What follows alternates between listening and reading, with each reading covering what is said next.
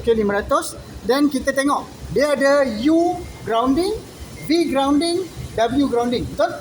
So untuk buat yang ni, kita ambil U dahulu, lepas tu letak grounding. Mana-mana grounding pun tak apalah. Kalau tak ada bacaan tu Belum lagi. Oh, belum. Belum lagi. Kita tak inject ni, kita inject voltage. Okay? Bang buat. Ni keluar dalam pressure ni. Ni pergi Keluar. balik. Dah body ke mana? Terbalik. Oh, balik kan. Kalau bersih tanah ada. Kejap.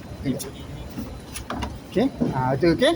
So kita akan masukkan inject voltage. Value dia mestilah 100 mega ohm ke atas ikut specification motor. Kita nak dapatkan coil tu ada leakage ke tak ada leakage. Okay. So 100 mega ohm ke atas. So bila kita inject, okay. Lagi sekali awak tekan ini dia ni. Kat sini. Kuat sikit ya.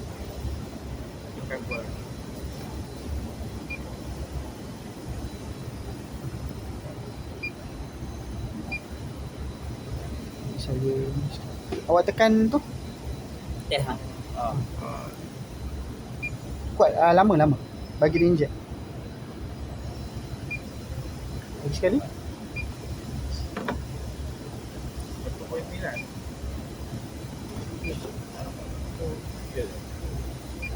Okay. Okay. Dia sepatutnya K-ohm Okay. Kenapa jadi macam tu? Sepatutnya dia tak boleh connect dengan sistem. Dia kena buka 1 2 3 1 2 3 1 2. So kena buka ni baru kita measure dekat dia punya ni. Ini sebab dia dah close loop.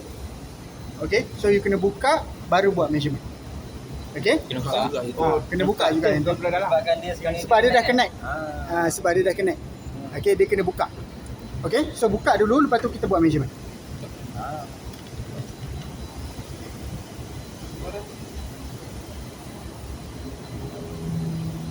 Oh, maksud dia sini sekarang bila dia connect, dia dah insulated dengan dia punya kit tu lah.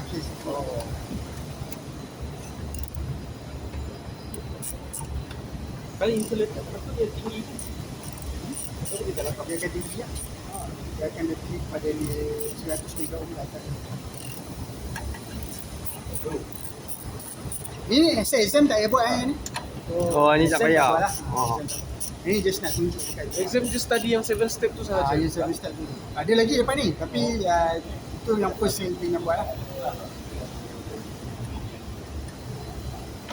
lah. Kita ambil yang ni je, buka yang ni je. Ini tak payah buka sebab kita ambil sampel je lah. Sampel je lah. Lepas tu yang lain semua sama lah.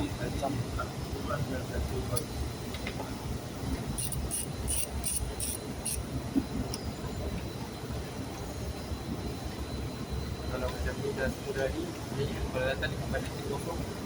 Kosong.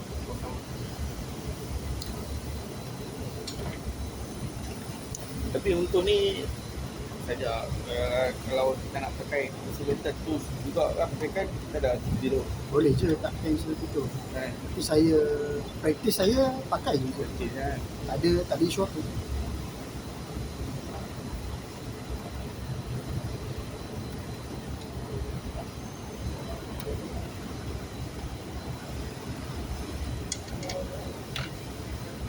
Ini punya brand apa ni ya?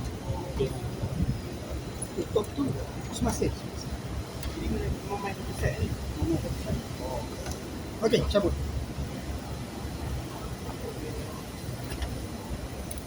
Okey. So yang ni kita tekan on. Pusing pergi ke sini. Pusing habis sampai sini. Oh ni 1000 installation. Okey. Tak pusing. Ini dia punya ni.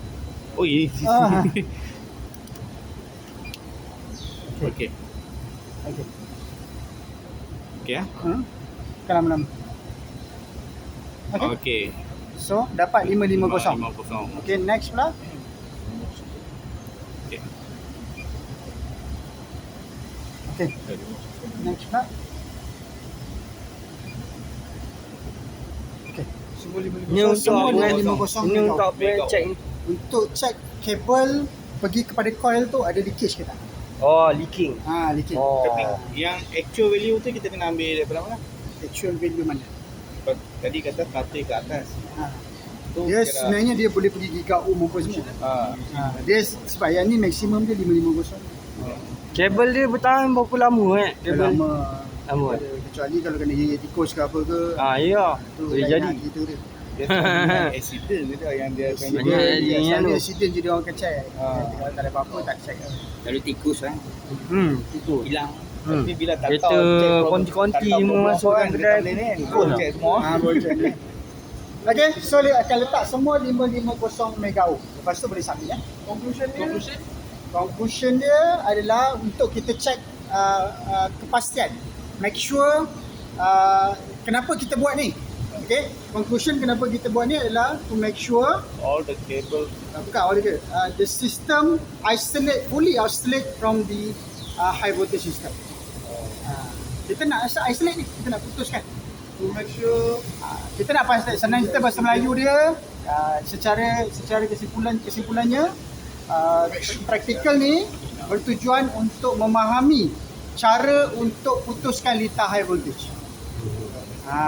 Okay? Okey. Okay.